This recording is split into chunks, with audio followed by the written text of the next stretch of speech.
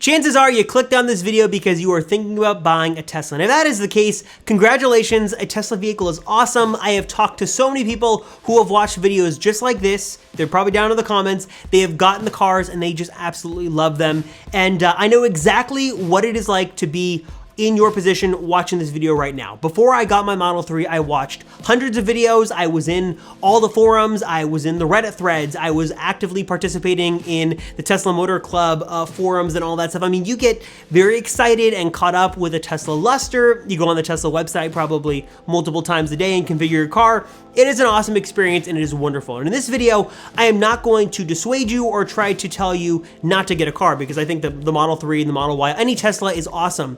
But I kind of want to give a little bit of a retrospective look, some clarity from my perspective now, having owned the car for a year, on some things I wish I knew before I bought the Model 3. A couple of things that I think are important and you just kind of want to make sure you are well aware of before you move forward with your Tesla purchase.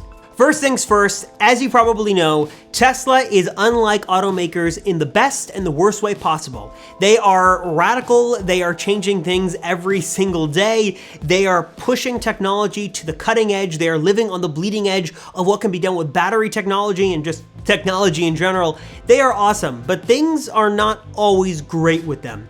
One of the biggest things to keep in mind is that sometimes changes with Tesla can happen overnight. Pricing can change overnight, which was happened to me in my research process of the Model 3. The prices of the vehicles actually changed a little bit based on some changes with the federal tax credit, which did kind of affect the numbers I was running.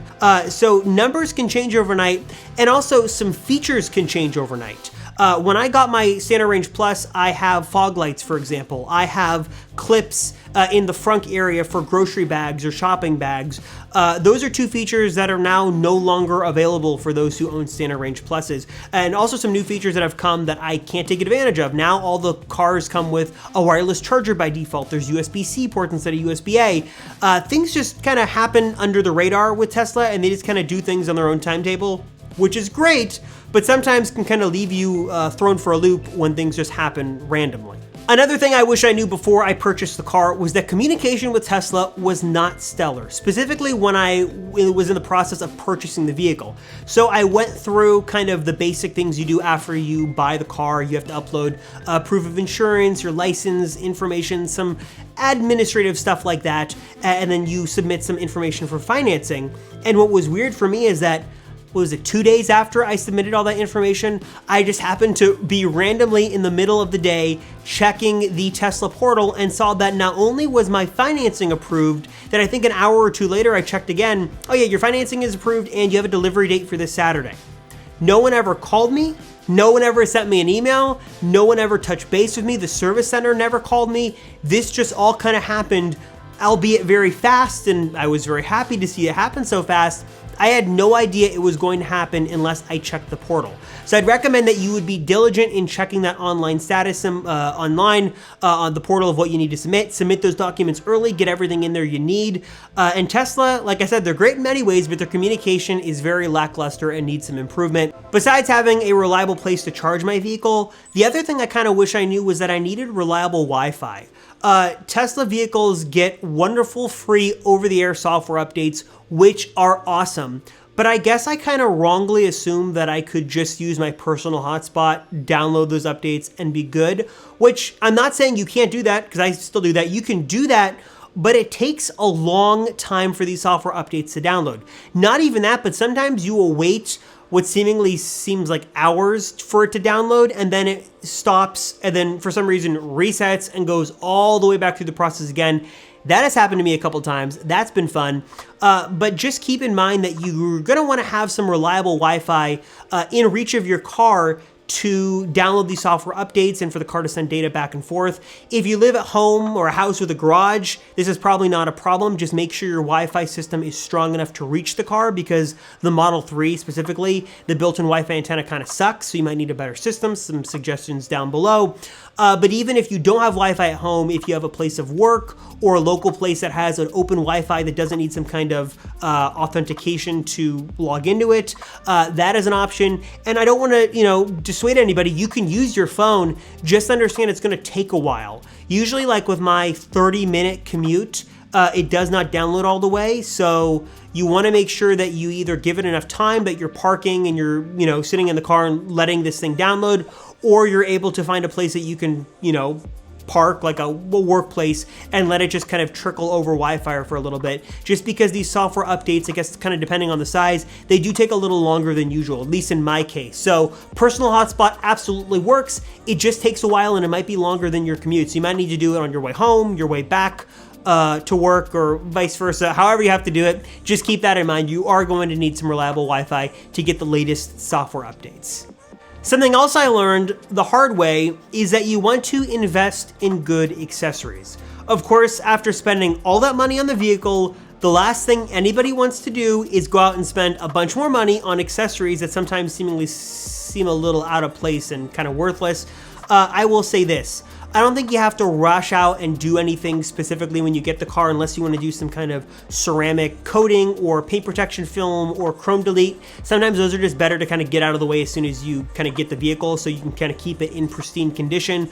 But things like center console wraps, foot pedals, any kind of decals, screen protectors, learn from my mistakes that sometimes when you cheap out and buy the cheapest thing you can find on Amazon, that the quality is kind of crappy and you just kind of end up regretting it and either have to return it or just worse than that, eat the cost and buy something else. That has happened to me multiple times, and I would just recommend if you are going to go again with something like a screen protector or a center console wrap or something like that, invest the money, do it once and do it right and pay a little bit more for that premium, because the last thing you want to be stuck with is some junky accessories that is just going to cause you a little bit more frustration, not going to work right, or worse than that, could somehow ruin a little bit of a part of your car, like getting a bad center console wrap or a bad decal that could ruin parts of the car. Just get the good stuff, maybe wait a little longer, save up a little bit of money, or pay a little bit more to get the stuff that's right. Something else I wish I knew was that I drive a lot less than I think I do. Obviously, switching from a conventional internal combustion engine car to an electric vehicle is a big change, and you typically like to run a bunch of numbers and you like to plan your route and stuff like that and see what you're going to be doing, and you want to make sure you have enough range. And obviously, the biggest thing is you want to get the most battery you can afford at the time, and I went with the Standard Range Plus because I wanted to save a little bit of money. It is 250 miles of range now. It was only 240 when I got it, and in most cases, that has been enough range for me. In my typical daily driving of city streets and freeways and to and from work and stuff like that, 240 is enough to last me about a week of casual driving in my experience. And that is without having a way to charge it at home. So I'm literally going from about 220 miles down to about 20 miles. I'm usually going 200 miles in about a week, which has been fine for me, and I recharge once a week. Just keep in mind that you drive a little bit less than you think, but you also want to get the most battery you can afford. So if you're going to go with Standard Range Plus, is a little less battery to have, but you are probably going to not use as much as you think. Of course, this depends on commutes and charge rates and where you're going to charge and stuff like that, but I don't want to dissuade anybody from getting a Standard Range Plus because it is considerably less battery, but it's not a deal breaker by any means. And one of the biggest pieces of advice, something I wish I knew before I bought the car and something I now know after a year of owning my Standard Range Plus, is that the Novelty simply does not wear off. I am always excited to drive this car. I am always excited to get in and see what new goodies have come over the air through a free software update. I am always so excited to experience this amazing vehicle that Tesla's put together. Sound a little bit like a fanboy, but it's true. It is an awesome car, and I never get tired of driving it. The Novelty, that new car novelty that usually kind of tends to wane after a few weeks, a few months, it doesn't go away with a Tesla vehicle. The acceleration, the instant torque, the tech inside, the Novelty doesn't wear off. It is an amazing car the day you buy it, and will be for as long as you drive it. It's awesome. And last, but certainly not least, one of the most important things I wish I knew before I bought my Model 3, or any Tesla in general, is that the Tesla community, by and large, is made up of enthusiastic people who love their Teslas, who care about the Tesla community, and who are always very kind, very generous, and always willing to help someone else. I was always a little intimidated to really jump into the forums and ask my questions because I just assumed, these questions have been answered a million times. People are kind of tired of hearing about this, that new owner enthusiasm. These people have owned their cars forever. They don't want to hear that. It's simply not true. By and large, every experience I've had with Tesla and the Tesla community and the Tesla owners is overwhelmingly positive. Owners who have owned their cars for multiple years feel just as excited as you do, and not only that, but remember what it was like before they got their car, when they just got their car. People are so excited about these vehicles, and there is a wonderful, vibrant, friendly, open-armed community about it. I mean, people are just so happy about these vehicles and happy to answer any questions or any concerns and to walk you through things. Don't be intimidated or afraid to ask. If you have a question about a Tesla vehicle, any question, put it down below, because I'd be willing and very happy to help and answer that question. But also, the thousands of people who subscribe to my channel are also very kind, very knowledgeable, very intelligent, and very enthusiastic about Tesla as well, and they would be happy to answer the question as well.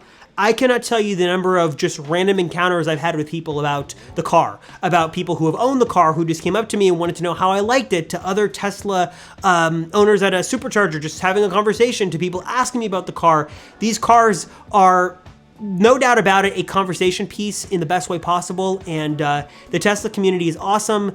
Again, by and large, not everybody, but everyone I've talked to has been overwhelmingly kind and positive and caring, and everybody wants to help. So if you have a question, you're hesitant about something, you want to know how to do something, don't be afraid to ask. No one's going to think of you as a newbie. No one's going to think the question's stupid. There are no stupid questions.